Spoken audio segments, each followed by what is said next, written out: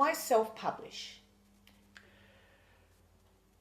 I find the opportunity of being able to self-publish extraordinary.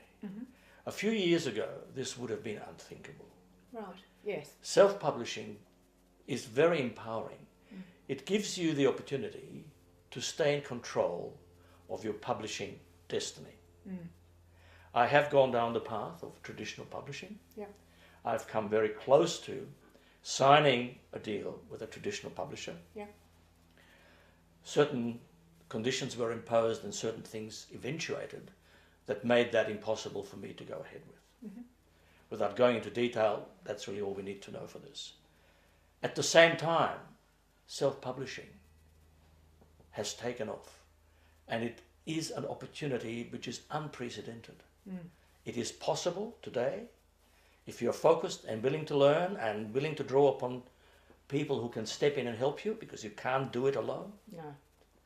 to actually stay in control and move forward with your books and your publishing. This is something that has never happened before. It's exciting, it's empowering, and it is very enjoyable. However, I must add, it is a lot of work. It is, isn't it? It's you can't just dash it off and spit it out, can you? No, Not you if you want can't. to be taken seriously. You can't, Jenny, and you need a team around you. Allow me to elaborate on that. I don't believe there is a successfully published book on the market that didn't have a successful, experienced editor behind it. Yeah. Every author, and I don't think it matters who it is, how experienced, how skilled, will need to have an editor. That's number one. Number two, a successfully published, polished book that we pick up and enjoy reading will have had a proofreader. Yeah. Because the editor and the author are too close to the text to be able to successfully proofread it to a level that is a professional book. Next, the book cover. The design of the cover, we have touched upon this earlier, is of critical importance. I will never be a successful designer who will be able to do this like someone who is an expert in it. Yeah. So therefore you need to turn and engage someone who has the expertise, the artistic talent to put together a good book cover. You can obviously feed them your ideas. Absolutely, This is what I visualise. you can and you Yeah. must. It's a collaboration Yes. between the artist and the author. Yeah. You have to exchange ideas. You have to prepare a brief. You have to be clear what you would like it to look like. Because it's But still your then, work. And it's your exactly, responsibility too. It is. Yeah. But of course, the designer will then pick up on that. Yeah. And I always insist, I do insist in fact, that the designer read the book. Yeah. Because without that, the design will not make sense. No. And there's been no problem. But once you have that team around you, Yeah.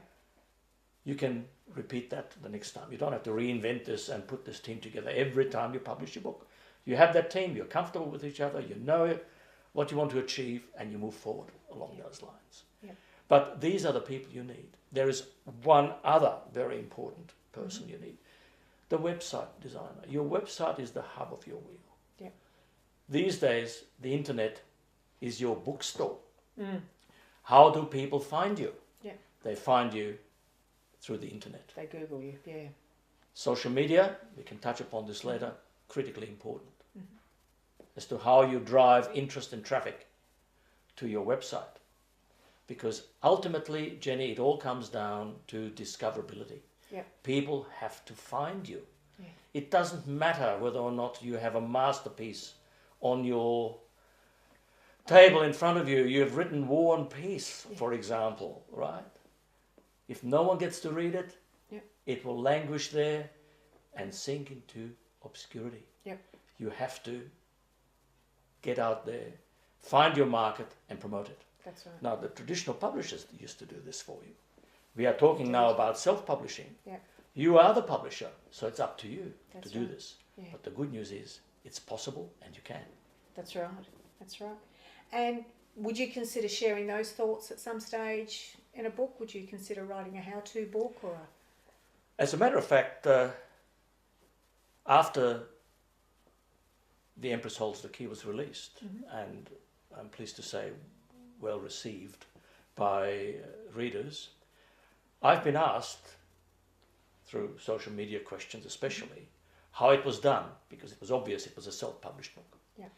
So rather Obvious for the good reasons, not yes, the wrong reasons. Yes, for the good reasons. And while we speak about good reasons and wrong reasons, and before I answer that other question, the stigma attached to self-publishing or vanity press, as it was called years ago, has certainly disappeared.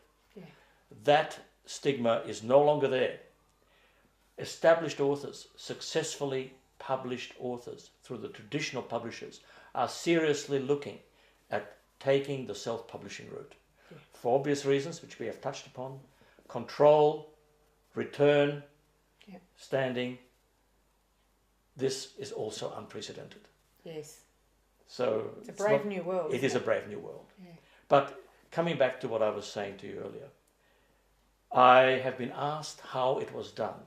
Rather than answering every one of those little inquiries, which I started to do and then became too many, or blogging about it on my website, which of course would not appeal to everyone because it's very specialized. Yeah. I've decided to write a short, instructive yet humorous case study, which I call Going It Alone, Why Just Writing Your Book Is Not Enough. Yeah. That will be the title. It's almost finished, and it will, in a humorous way, but in a very clear and structured way, explain the journey of my first book, self-published book, the trials and tribulations, the many disappointments, the many things that you had to master, but ultimately it was possible, and hopefully that will be of some assistance to fellow authors who are seriously considering taking this option. Yeah. Well, Gabriel, look, thank you for joining us today. It's been great to hear. Absolute pleasure, Jenny. I always enjoy talking to you. Good, likewise. Enjoy your research trip to Europe, the European summer. I would be lying if I said I wasn't jealous.